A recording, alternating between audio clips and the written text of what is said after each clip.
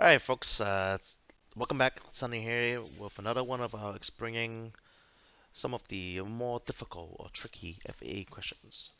So here we are looking at a obstacle takeoff chart, and let's go over how to view this chart and how to use it to answer some of our questions.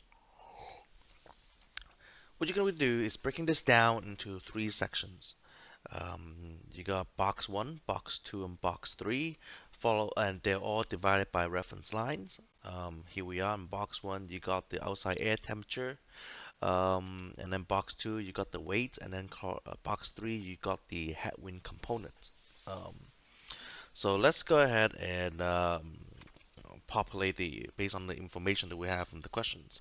And before we go and do that, the lines that you see here, um, these lines are called I call those parallel lines, and what we're going to be using is using those as guidelines, or even better word, just call it as guidelines.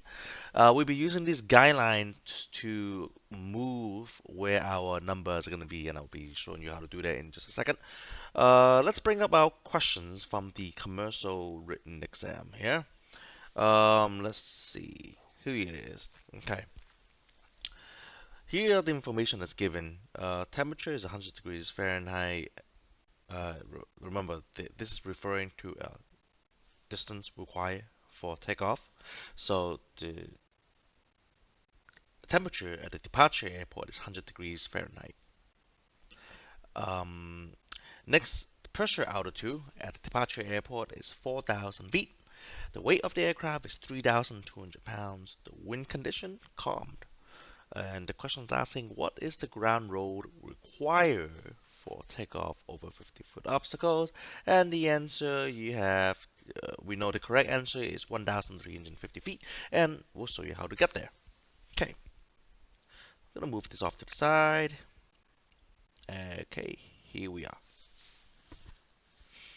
Slimmed down just a touch. Good. All right. So,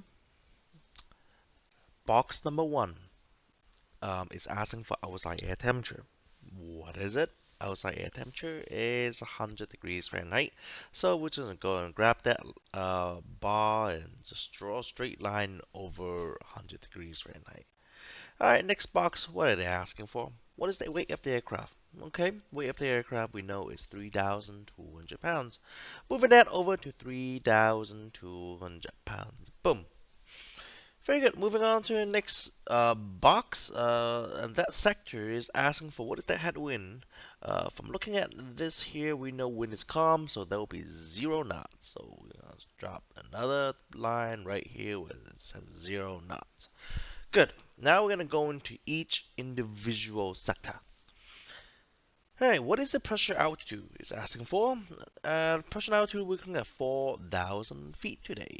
So, 4,000 feet, where is it? First line, follow these little arrows here. So we know first line is sea level.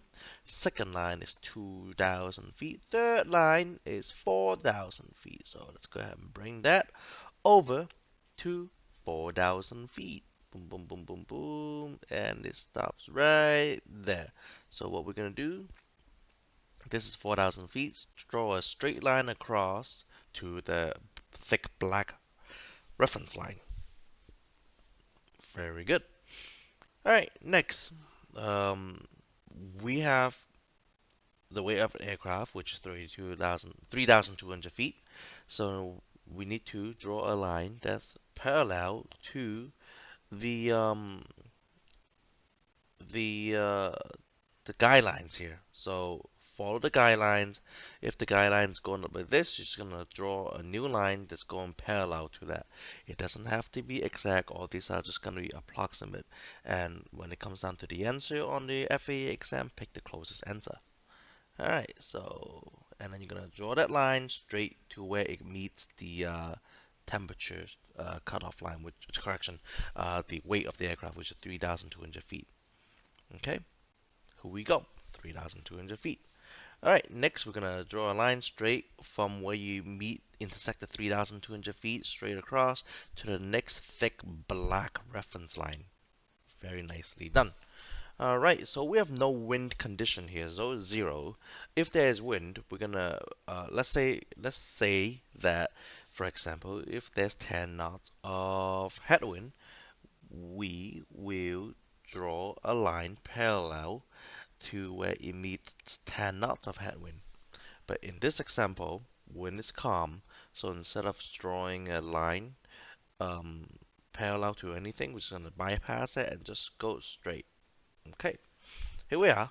Now we're going to read on the right side. There's the total takeoff distance. So you got 0 to 1,000. How many boxes in between? 1, 2, 3, 4, 5. 5 boxes in between, so that is 200 feet per box. Okay? So right now we have so 1,000, 1,200, 1,400, 1,600, 1,800. Okay, so looking at about 1,800 now. 1,800, but here's the thing. As you notice, the correct answer is 1,350 feet. Why is that? Um, it's because if you look at the question again, it is asking what is the ground road required for takeoff over 50 feet obstacle. Okay, this number that we're seeing here, it is the total takeoff distance over a 50-foot obstacle. So if you scroll up on the chart, take a look at this here. It says, note, ground roll is approximately 73% of the total takeoff distance over 50-foot obstacle. So we need to um, find out what is 73% of this is 1,800. So let's take a little trusty calculator. All right, so what we need to do is 1,800 times 0.73, and that give us 1,314 feet, which is close enough to 1,350 feet. Now, knowing it's the FAA, I'm pretty sure the answer of 1,800 is also going to be listed on there. But that's how you determine the answer using a reference chart like this. Thanks for watching. I hope that was helpful. Have a good day. See ya.